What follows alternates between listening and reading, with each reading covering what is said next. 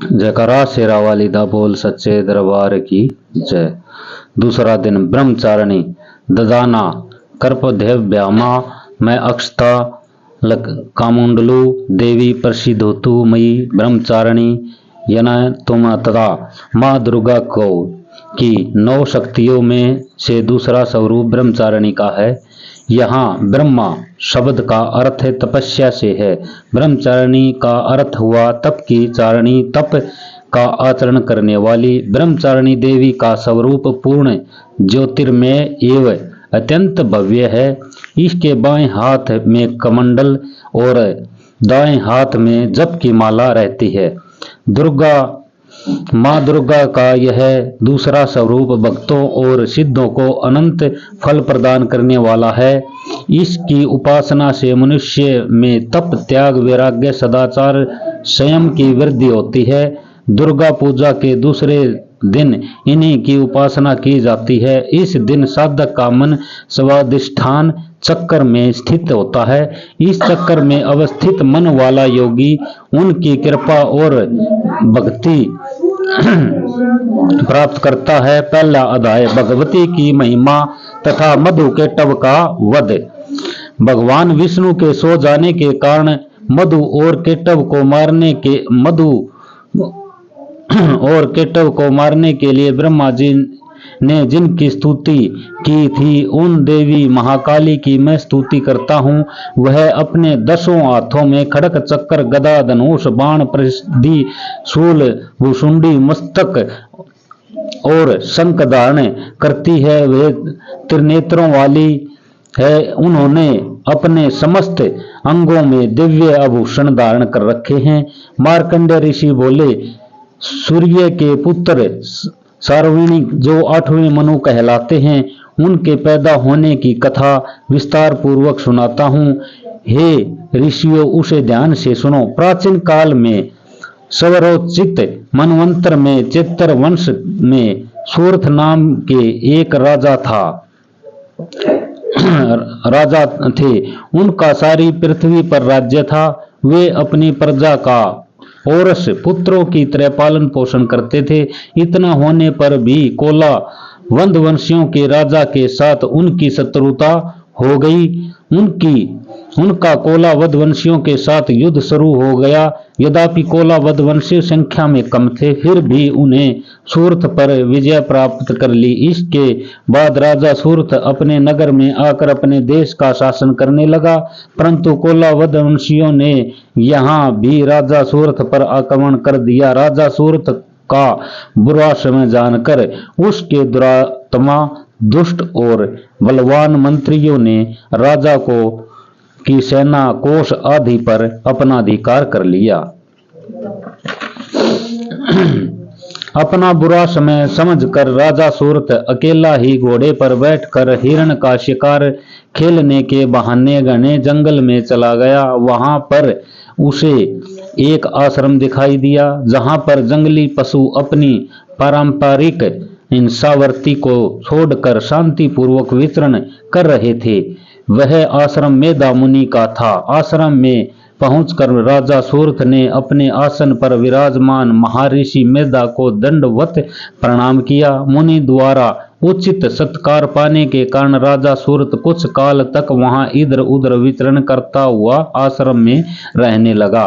कुछ काल तक आश्रम में रहने के बाद राजा सूर्थ के मन को राज्य की ममता ने आकृष्ट कर लिया। वह सोचने लगा कि जिस प्रजा का पालन मैंने पुत्रवत किया था तथा मेरे पूर्वज जिसे पूर्व काल से पालते आ रहे थे, आज वह राज्य मुझसे छीन गया है। मेरे ही नौकर चाकर और मंत्री दुराचारी हो गए हैं। पता नहीं अब वे प्रजा का पालन धर्म पूर्वक करते होंगे या नहीं। मेरा श्रेष्ठ सूरवीर हाथी जो सदा मद की वर्षा करता रहता था, वह न जाने क्या क्या कष्ट उठा रहा होगा। मेरे आज्ञाकारी नौकर चाकर जो प्रतिदिन प्रसन्नता से धन और भोजन प्राप्त किया करते थे, अब वे दूसरे राजा की आज्ञा का पालन करते होंगे। मेरे कठिन परिश्रम से मुझ भरे पूरे कोष को वे फिजूल खर्च करके खाली कर देंगे। क्या वास्तव में मेरे द्वारा संचित खजाना सचमुच नष्ट हो जाएगा? इस प्रकार और भी बातें राजा के मन को व्यवस्थित करने लगी। इस प्रकार सोचते सोचते एक दिन आश्रम के पास राजा सूरत की भेंट एक वेश्या से हुई। राजा ने उसे पूछा, तुम कौन हो? यहाँ किस लिए आए हो? तुम्हारा मुख मलिन और शोकग्रस्त दिखाई दे रहा है, इसका कारण क्या है? वेश्या ने उत्तर दिया, मेरा नाम समाधि है, मेरा जन्म वैश्य जाति में हुआ है। धन के लोभ में पड़कर मेरे पुत्र व स्त्री ने मुझे घर से निकाल दिया है। अब मैं शिवजनों से रहित दुखी होकर इन घने वनों में घूम रहा हूँ। मेरे पीछे मेरे शिवजनों का क्या हाल होगा, इसकी चिंता सता रही है। पता नहीं मेरे स्वजन किस अवस्था में रह रहे होंगे, वे पवित्र जीवन बिता रहे होंगे या दुराचारी बन गए होंगे। राजा बोला, तेरे पुत्र स्त्री तथा बंधु बांधवों ने लोभवश तेरा सब कुछ छीन लिया, फिर भी तेरा मन उनसे क्यों प्रेम करता है? वेश्या ने उत्तर दिया, आपका कहना ठीक है, किंतु क्या करूं, मेरा मन निष्ठुर नहीं हो पाता। उन्होंने धन के लोभ में पड़कर पिता का स्नेह, पति का प्रेम तथा आत्मजन के स्नेह को तिलांजलि देकर मुझे घर से निकाल दिया है। राजन, मेरा मन पता नहीं फिर भी उन्हीं में क्यों आसक्त हो रहा है।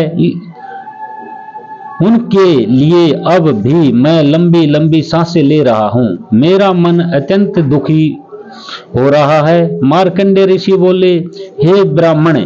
इसके पश्चात राजा सूरत और वह वैश्य दोनों महर्षि मेधा के पास गए और दंडवत प्रणाम करके राजा सूरत महर्षि से बोले, भगवान, मैं आपसे एक बात पूछना चाहता हूँ, उसे बताइए। मेरा मन मेरे वश में नहीं है। यह बात मेरे मन को आंदोलित कर रही है। मेरा राज्य मेरे हाथों निकल गया, फिर भी मेरी ममता राज्य के बारे में बनी हुई है। इधर इस वेश्या को भी पुत्र स्त्री तथा संबंधियों ने अपमानित करके घर से निकाल दिया है। यद्यपि इसे इसके संबंधियों ने त्याग दिया है, फिर भी इसका मन उनमें ही रमा रहता है। इस प्रकार हम दोनों अत्यंत दुखी हैं। हे ऋषिवर, उन लोगों के अवगुणों को देखकर भी हम दोनों के मन में उनके लिए ममता उमड़ रही है। हमें इसका ज्ञान होते हुए भी ऐसा क्यों है?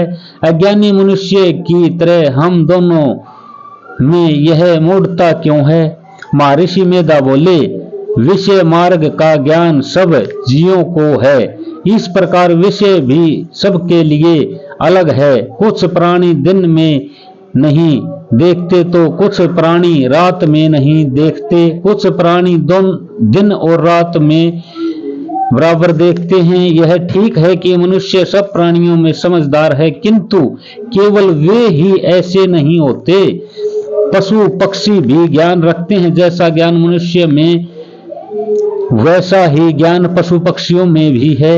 ज्ञान के होने पर भी इन पक्षियों को देखो, ये अपने बच्चों की चोंच में दाना डाला करते हैं। भूख से पीड़ित होने पर भी ये पहले बच्चों को खिलाते हैं। भद्र पुरुषों, क्या उन पुरुषों को नहीं देखते जो प्रत्युपकार के लोभ के कारण पुत्रों की प्राप्ति का कामना करते हैं, लोभ के विषयभूत होकर उनका पालन पोषण करते हैं। पुत्र उनका भरण पोषण न भी करें, फिर भी माता पिता तो अपने बच्चों का पालन पोषण करते ही हैं। संसार में महामाया के प्रभाव से ममता रूपी भंवर से युक्त होकर मोह के भंवर में डाल दिए गए।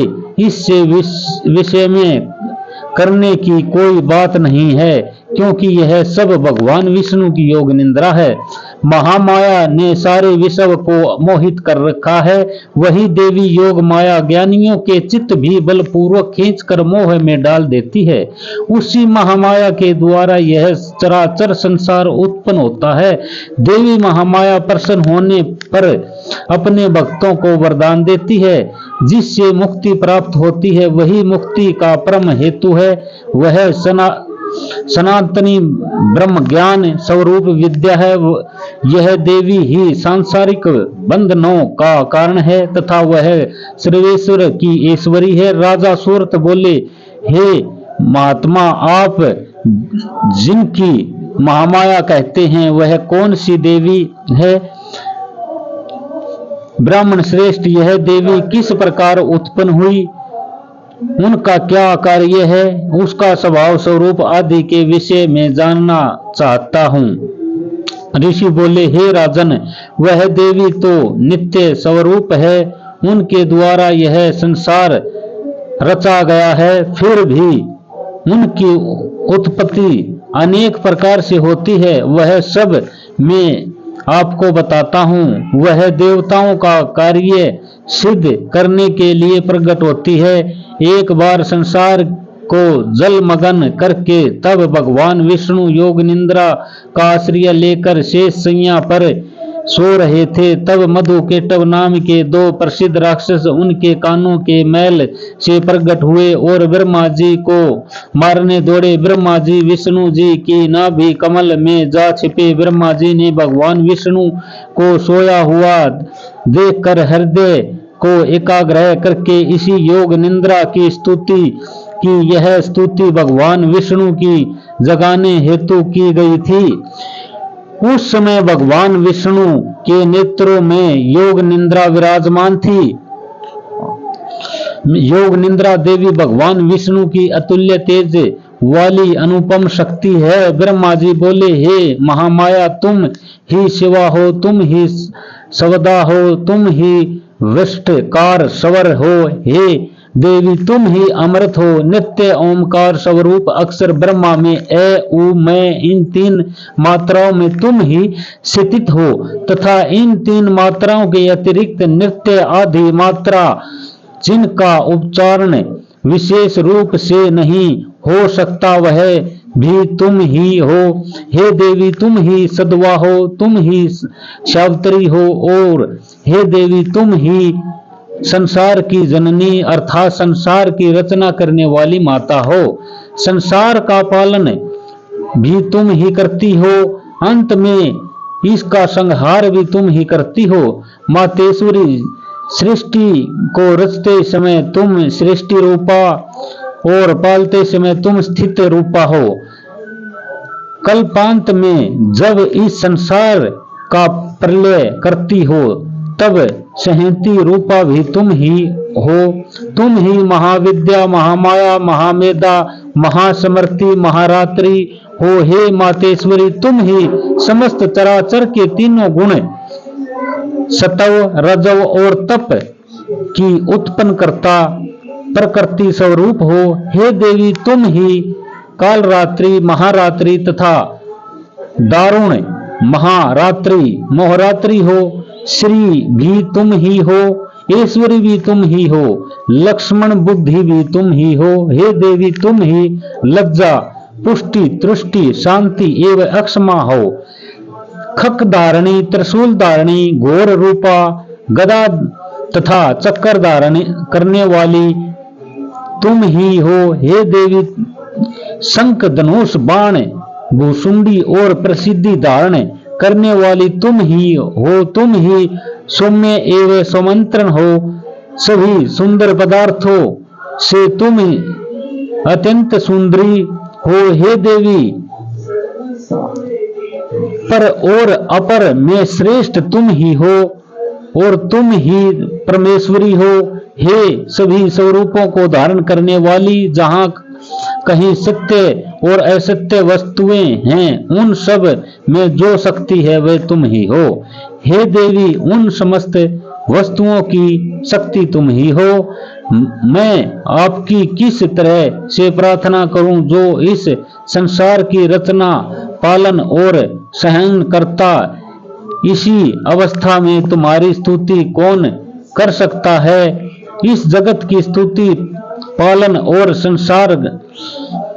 संहार करने वाली विष्णु भगवान की को जब तुमने निंद्रा के विषुभूत कर दिया है तो फिर तुम्हारी स्तुति कौन कर सकता है? हे देवी, मुझे भगवान विष्णु को एवं भगवान महादेव को भी तुमने शरीर प्रदान किया है। इसी कारण आपकी स्तुति करने की शक्ति किसी में हो सकती है। हे देवी, तुम अपने उदार प्रभाव के द्वारा ही स्वयं प्रसन्नचित हो। हे देवी, ये मधु और केटव दो दुर्ग्रस्त राक्षस हैं। इन्हें मोहित करके तथा संसार के पालन भगवान विष्णु को शीघ्र ही जगा दो। इसके साथ साथ विष्णु जी के हृदय में इन दोनों को मार डालने की बुद्धि पैदा करो। ऋषि बोले, इस तरह जब ब्रह्मा जी ने मधु और केटव असुरों के संहार के लिए तथा भगवान विष्णु को जागने के लिए देवी की प्रार्थना की तो उस समय भगवान विष्णु के नैन, मुख, नाक, भुजा, हृदय और वृषस्थल से निकलकर अवशक्त जमा श्री ब्रह्मा जी के आगे योग माया उपस्थित हो गई तथा भगवान विष्णु भी उस भोग निद्रा से जाग गए। भगवान विष्णु ने उन दोनों राक्षसों को देखा जो क्रोध से लाल आंखें किए ब्रह्मा जी को खा जाने को प्रयत्न कर रहे थे। उसी समय भगवान विष्णु शेष संज्ञा से उठकर उन दोनों राक्षसों से युद्ध किया। उन्होंने उन दोनों राक्षसों से 5000 वर्ष तक केवल बाहु युद्ध किया। वे दोनों राक्षस मधु और केटव अत्यंत बल के कारण उत्तम हो रहे थे। इधर महामाया भी उन्हें मोह में डाल रखा था। वे दोनों राक्षस भी श्री हरि से कहने लगे, हम तुम्हारी वीरता से संतुष्ट हैं, तुम हमसे कोई भी वर मांग लो। श्री हरि बोले, यदि तुम दोनों मुझसे प्रसन्न हो तो अब मेरे हाथों से मर जाओ। बस इतना सा ही मैं तुमसे वर मांगता हूँ, यहाँ दूसरा किसी वर से क्या लेना। ऋषि ने कहा, इस प्रकार धोखे में आ जाने पर जब भगवान श्री हरि ने उन दोनों से यह वरदान ले लिया तो वे दोनों राक्षस श्री हरि से कहने लगे कि हम सब जगह जल ही जल दिखाई देता है, इसलिए हमारे वध उस स्थान पर कीजिए जहां पृथ्वी पर पानी न हो। ऋषि मेधा ने कहा, तथास्तु, ऐसा ही होगा। कहकर शंख चक्र गदाधारी भगवान ने उन दोनों के सिर अपनी जांघों पर रखकर चक्कर से काट डाले। इस प्रकार यह महामाया श्री ब्रह्मा जी की प्रार्थना पर स्वयं उत्पन्न हुई। हे राजन, मैं अब इसके प्रभाव को बताता हूँ, आप ध्यान से सुनो। दूसरा अध्याय, देवी जी का प्रादुर्भाव व महिषासुर की सेना का वध।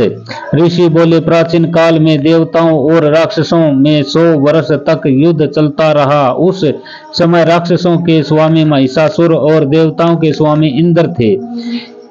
इस युद्ध में देवताओं की सेना महाबली राक्षस से पराजित हो गई।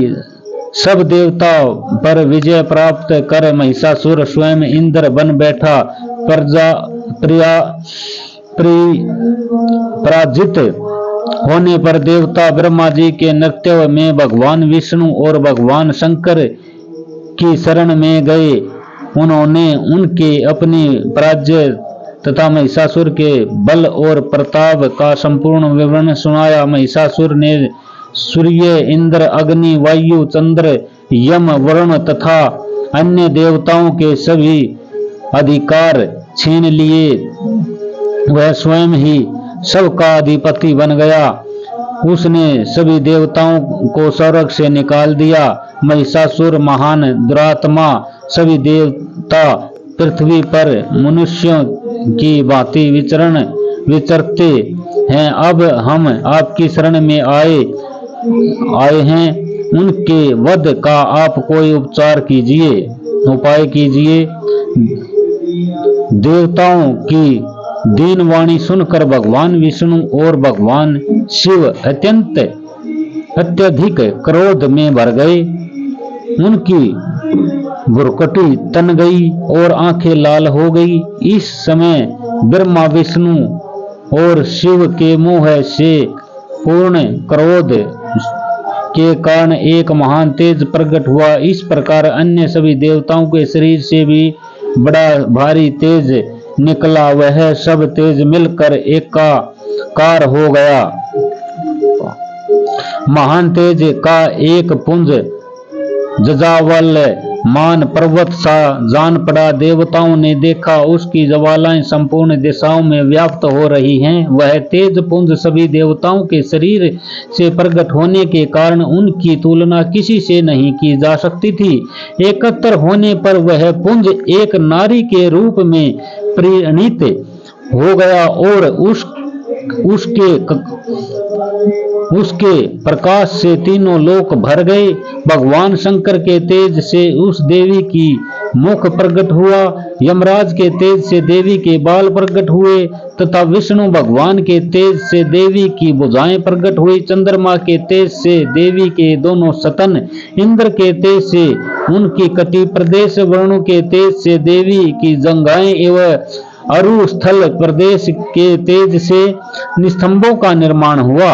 ब्रह्मा जी के तेज से देवी के दोनों चरणों, सूर्य के तेज से चरणों की उंगलियां, वसुओं के तेज से हाथों की उंगलियां का, कुबेर के तेज से नासिका का निर्माण हुआ, प्रजापति के तेज से दांतों का, अग्नि के तेज से 3 नेत्रों का निर्माण हुआ, संध्याओं के तेज से दोनों बाहों का, वायु के तेज से दोनों कानों का निर्माण हुआ। इस प्रकार दूसरे देवताओं के तेज से कल्याणकारी देवी की प्रादुर्भाव हुआ। समस्त देवताओं के तेज पुंज से प्रकट हुई देवी को देखकर महिषासुर पीड़ित सभी देवताओं की प्रसन्नता का ठिकाना न रहा। भगवान शिव ने अपने त्रिशूल में से एक त्रिशूल देवी को दिया। भगवान विष्णु ने अपने चक्र में से एक चक्र देवी को प्रदान किया। वरुण ने शंख, अग्नि ने शक्ति, पवन ने धनुष और बाणों से भरा तरकस देवी को प्रदान किया। इस प्रकार इंद्र ने अपने वज्र में से एक वज्र और ऐरावत हाथी से उतार कर 1 घंटा देवी को प्रदान किया। यमराज ने कालदंड से दंड, वरुण ने पाश, प्रजापति ने स्फटिक की माला तथा ब्रह्मा जी ने कमंडल से कमंडल प्रदान किया। सूर्य भगवान ने देवी के समस्त रोम कूपों में अपनी किरणों का तेज भर दिया। काल ने उन्हें चमकती हुई ढाल और तलवार प्रदान की। अक्षर सागर ने उन्हें उज्ज्वल हार तथा कभी जीर्ण न होने वाले 2 दिव्य वस्त्र भेंट के साथ ही उन्हें दिव्य चूड़ामणि, कानों के लिए 2 दिव्य कुंडल तथा कड़े प्रदान किए। इसके साथ ही उन्हें उज्ज्वल अर्धचंद्र, बाहों के लिए बाजूबंद, चरणों के लिए निपुण, गले के लिए सुंदर हंसली प्रदान की। उंगलियों के लिए रत्न जड़ित अंगूठियां भी प्रदान की। विश्वकर्मा ने उन्हें फरसा और कई प्रकार के अस्त्र शस्त्र, अमेघ कवच प्रदान किए। इसके अतिरिक्त कभी न मुरझाने वाले कमल के पुष्पों की मालाएं भी भेंट की। समुद्र ने उन्हें सुजदर कमल के पुष्प भेंट किए। हिमालय ने सवारी के लिए उन्हें सिंह और तरह तरह के रत्न भेंट किए। यक्ष राज कुबेर ने उन्हें मधु से भरा हुआ पात्र तथा शेषनाग ने बहुमूल्य मणियों से विभूति नाग हार भेंट किया। इस प्रकार अन्य सभी देवताओं ने भी उनके अनेक प्रकार के आभूषण और आयुध भेंट किए। इस प्रकार सम्मानित होने पर देवी ने उच्च स्वर से गर्जना की। इस प्रकार नाद से समस्त भूमंडल और आकाश गूंज उठा। देवी के अष्ट हाथ से पृथ्वी कांपने लगी। यह घोर गर्जना रुक न सकी। समस्त लोक अक्षुभित हो गए। समुद्र भी ऊंची ऊंची लहरें उठने लगी। समुद्र में ऊंची ऊंची लहरें उठने लगी।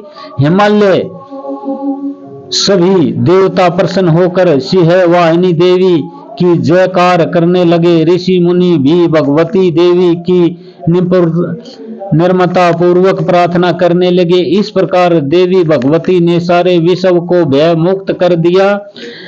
असुर सेना भी हाथियों सहित लड़ने को तैयार हो गई। महिषासुर क्रोधित होकर बोला, यह क्या हो रहा है? महिषासुर सेना के साथ उस तरफ दौड़ा जहां पर देवी भगवती अष्टहाथ कर रही थी।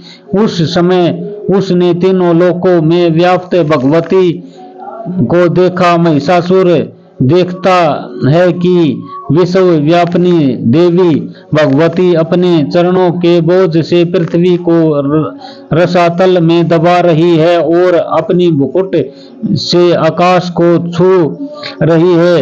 उनके धनुष की टंकार से सारा पाताल लोक कांप्यमान हो रहा है। महिषासुर ने देखा कि देवी भगवती अपनी सहस्रों भुजाओं सब दिशाओं से में फैला रखी हैं। देवी का राक्षसों के साथ युद्ध प्रारंभ हो गया। अनेकों प्रकार के अस्त्र शस्त्रों से सबकी सब दिशाएं उद्भासित होने लगी। महिषासुर की सेना का सेनापति त्रिअक्षर आगे बढ़कर देवी के साथ युद्ध करने लगा। दूसरे राक्षसों की चित्रगणी सेना लेकर चामर भी लड़ने लगा। उद्रग नामक महादैत्य भी 60,000 महारथियों को लेकर युद्ध में कूद पड़ा। महाहेनु नामक दैत्य 1 करोड़ रथियों को लेकर और असिलोमा नामक असुर 5 करोड़ सैनिकों को लेकर युद्ध करने लगा।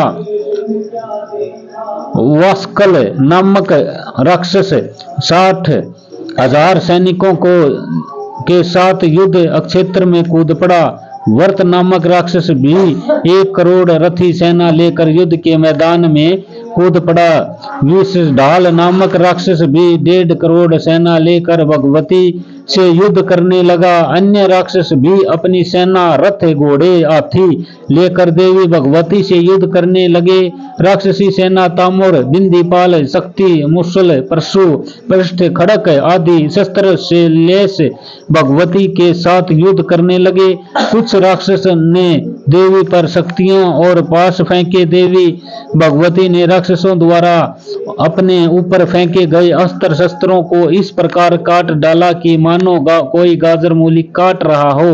चंडी देवी के तेज को देखकर देवता और ऋषि उनकी स्तुति करने लगे। इससे देवी उत्साहित होकर अपने शस्त्रों द्वारा राक्षस सेना को निशाना बनाने लगी।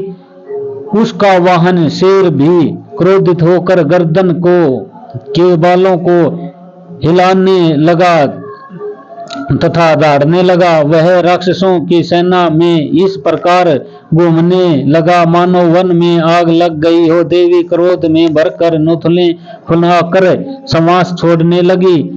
उसके प्रत्येक समास से सैकड़ों हजारों गण पैदा हो गए।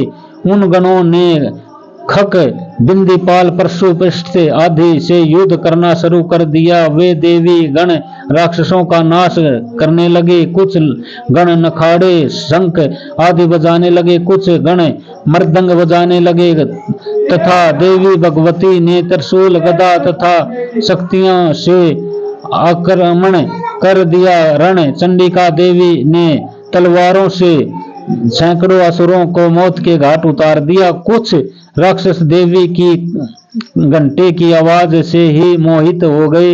बहुत से राक्षसों को देवी ने अपने पास से बांधकर पृथ्वी पर घसीट कर मार डाला।